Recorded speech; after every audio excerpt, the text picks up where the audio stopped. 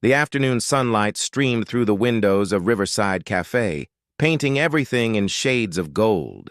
Claire Bennett sat at a corner table, her phone clutched in both hands, trying not to look as nervous as she felt.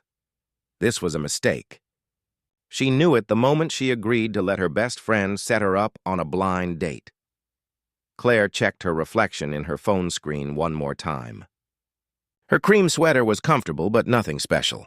Her hair was pulled up in a messy bun because she'd worked the breakfast shift at the hospital and hadn't had time to go home and change. She was a pediatric nurse, not someone who belonged in fancy cafes having blind dates with successful men. But her friend Rachel had been insistent. "Claire, you haven't dated anyone since your engagement ended 2 years ago. This guy is perfect for you. Trust me." So here she sat, nursing a cappuccino she couldn't really afford, waiting for someone named Thomas Reed to arrive. Her phone buzzed. A text from Rachel. "He's there. Gray suit, table behind you to the right. Go introduce yourself." Claire's stomach dropped. He was already here? She turned slightly and caught sight of him. Mid-30s, handsome in that polished way that spoke of money and success. His suit probably cost more than her monthly rent. This was definitely a mistake. She turned back to her phone, debating whether she could just slip out the side door. But before she could move, a shadow fell across her table. "Excuse me, are you Claire?" She looked up into warm brown eyes. Up close, he was even more handsome. "And more intimidating?" "Yes," she managed. "Thomas. Please, call me Tom." He smiled and gestured to the empty chair. "May I?" "Of course." He sat down, and immediately a waiter appeared to take his order. Tom ordered an espresso without looking at the menu, the way people do when they're comfortable everywhere they go. "Rachel's told me a lot about you," Tom said once the waiter left. "She says you're a pediatric nurse." "I am. I work at Children's Memorial downtown." "That must be rewarding work." "It is," Claire said, relaxing slightly, though the hours can be brutal. "I actually just got off a 12-hour shift. And you still came to meet a stranger for coffee. I'm honored." There was something genuine in his tone that surprised her. Maybe this wouldn't be awful. They talked for over an hour. Tom told her about his work in commercial real estate development, but he seemed more interested in hearing about her patients, her work, why she'd chosen nursing. He listened in a way that felt real, asking follow-up questions, remembering details. Claire found herself telling him about little Emma, a 6-year-old with leukemia who'd been on her floor for weeks. About how Emma's parents couldn't afford to take time off work, so Claire often stayed past her shift to read to the girl. "That's the kind of thing that doesn't show up in any job description," Tom said quietly. "Going beyond what's required because someone needs you." "Someone has to," Claire said simply. The waiter returned with their check, setting it discreetly between them. Claire reached for her purse, but her heart sank when she saw the total. Between her cappuccino, the second coffee she'd ordered, and Tom's espresso and sandwich, the bill was more than she'd expected. She did quick mental math. If she paid her half, she wouldn't have enough left for groceries until payday on Friday. It was Tuesday. Tom must have seen something in her expression because he smoothly picked up the check before she could reach it. "Please allow me," he said. "I asked you to meet me here." "Actually, Rachel set this up," Claire protested, her pride flaring. "I can pay my share." "I'm sure you can," Tom said gently. "But I'd like to cover it." "Call me old-fashioned." Claire felt her cheeks burn.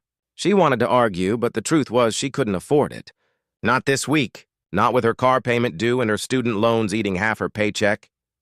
"Thank you," she said quietly, hating how small her voice sounded. Tom paid the bill and they walked outside together. The autumn air was crisp and cool. "I had a really nice time," Tom said. "I know this is forward, but would you like to have dinner sometime?" "Somewhere nicer than a cafe?" Claire's chest tightened. Somewhere nicer meant somewhere more expensive. It meant more situations where the gap between their lives would be obvious. "I don't think that's a good idea," she heard herself say. Tom looked surprised. "Did I do something wrong?" "No, you were wonderful." "That's actually the problem." "I don't understand." Claire took a breath. If she was going to end this, she might as well be honest.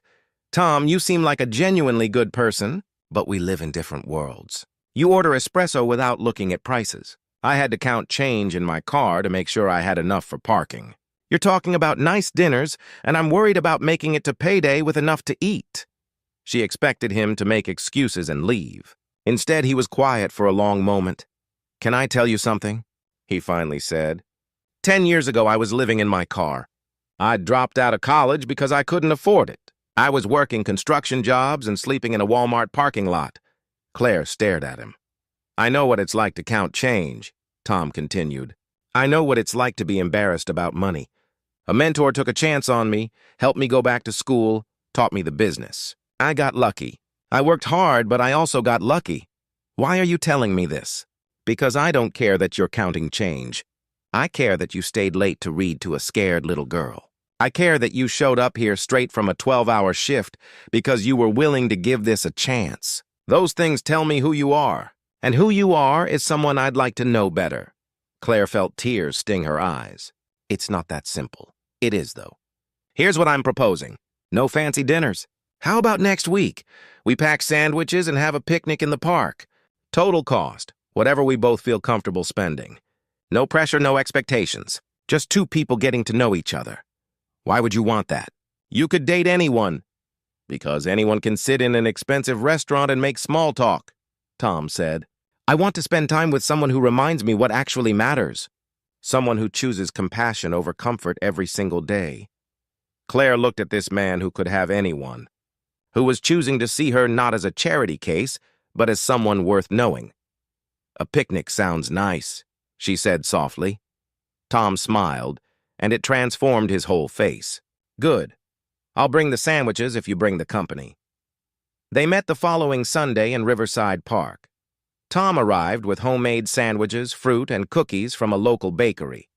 Claire brought a blanket and stories about her week that made him laugh. They talked for 4 hours, watching families play and dogs chase frisbees. When an ice cream truck drove by, Tom insisted on buying them both cones. Claire didn't argue this time. Can I ask you something? She said as they walked back to their cars.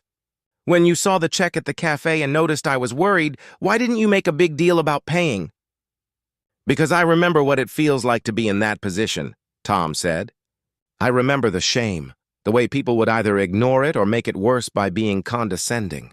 I figured the kindest thing was to just handle it quietly and move on. That was kind. Thank you. 6 months later, Tom sat in Claire's small apartment eating takeout Chinese food straight from the containers.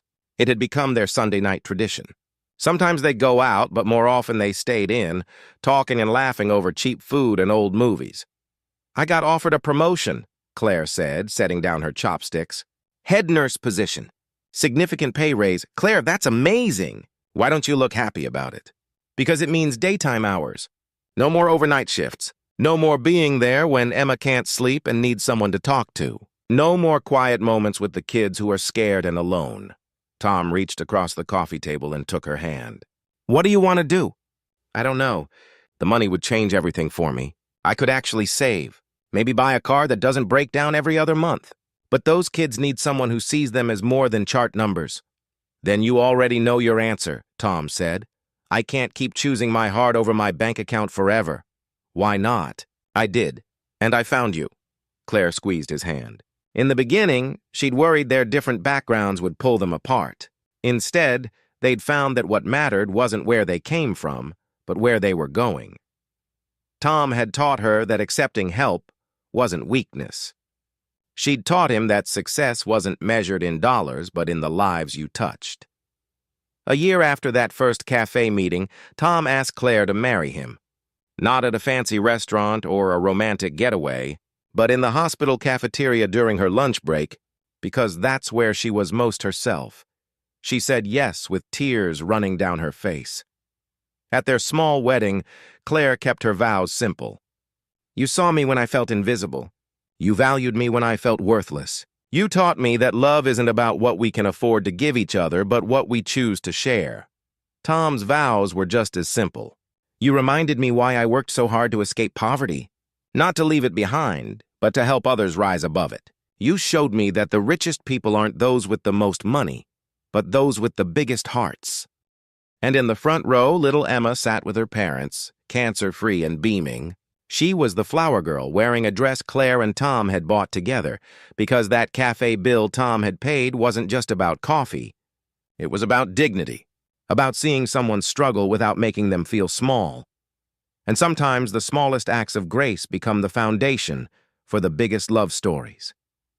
If this story warmed your heart, please like, share, and subscribe for more stories about love that sees beyond the surface. Comment below and tell us about a time someone showed you kindness when you needed it most. Sometimes the people who truly see us are the ones worth holding on to forever.